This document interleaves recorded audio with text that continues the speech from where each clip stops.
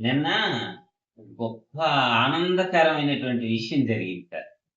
నిజంగా ఆ అద్భుతమైన విషయాన్ని మనం ఎంత బాగుందో ఆ విషయం. హ్మ్. ఏంటంటే సాధారణంగా నేను ఇంటికెళ్తున్నప్పుడు మా నాన్నగారు కొంచెం పాత మూవీస్ అన్నీ ఆయన పెడతారు. హ్మ్. హ్మ్. పెట్టినప్పుడు ఈటీవీలోని 'బాలభారతం' అని సినిమా వచ్చింది. నేను అలా కూర్చున్నప్పుడే సీను. అక్కడ భీముడు చుట్టూ కూడా దుర్యో ఉన్నారు కదా! మనకి వాళ్ళనేరా 100 మంది పాన్ కౌరవులు, పాండవులు. కౌరవులంట 100 మంది కౌరవులు. హ్మ్. ఈ హ్మ్. దుర్యోధనుడు పందెం చిన్నప్పుడు కదా! ఆ! ఆ!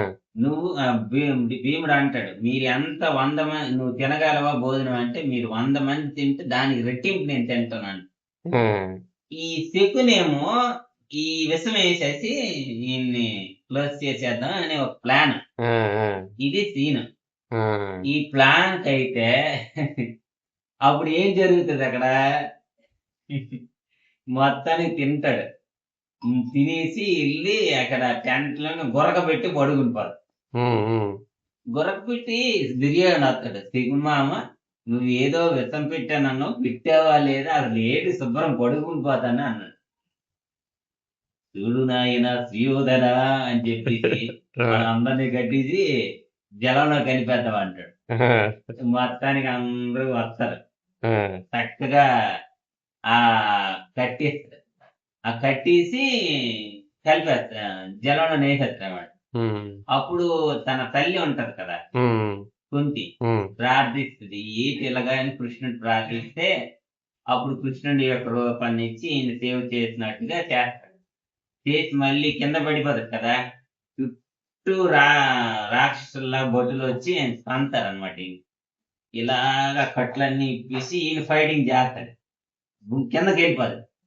ఎళ్ళిపోయి ఫైటింగ్ చేస్తే, ఆ ఫైటింగ్‌లోని అందరిని భటుని ఒప్పిస్తే ఈ రాజుకి తెలిసిపోద్ది. ఆ! ఆ రాజు వస్తాడనమాట. హ్మ్. ఆ రాజొచ్చి, "ఎవడు నువ్వు?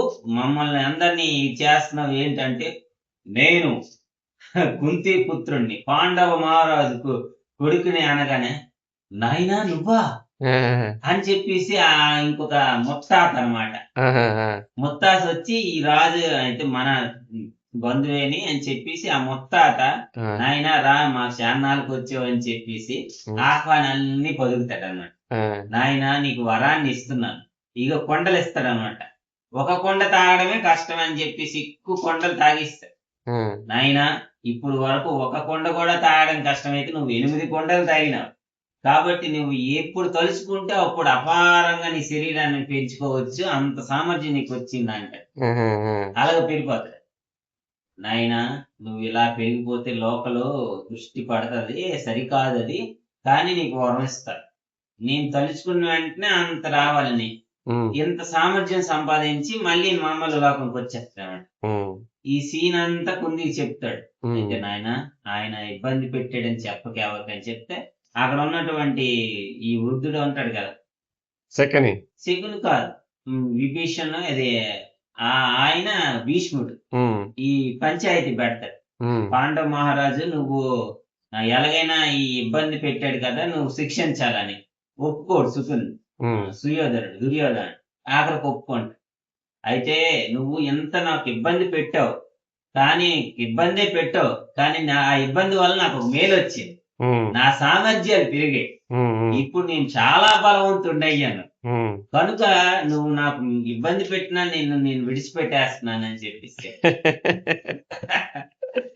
ఆ! అర్థమైందా? అవునవునవును. అవునవును. ఆ! గొప్ప సీనొచ్చిందనుకో. ఆ! అది 'బాలభారతం' సినిమాలనమాట. ఆ! సో, మంచి విషయం అన్నమాట. అంటే ఒక వ్యక్తి ఆయన చెడు చేయాలనుకుంటే మంచి జరిగిపోయింది. అదే ఆ చెడులో కాదు మంచిగా మనోడైపోయింది. మారిపోయింది. అట్లా అవే విషయాలు ఈ బుక్‌లో కూడా ఉంటాయి. ఆ! ఓకే. ఎనీహౌ మంచి విషయం చెప్పావు. ఆ! చాలా బావుంది.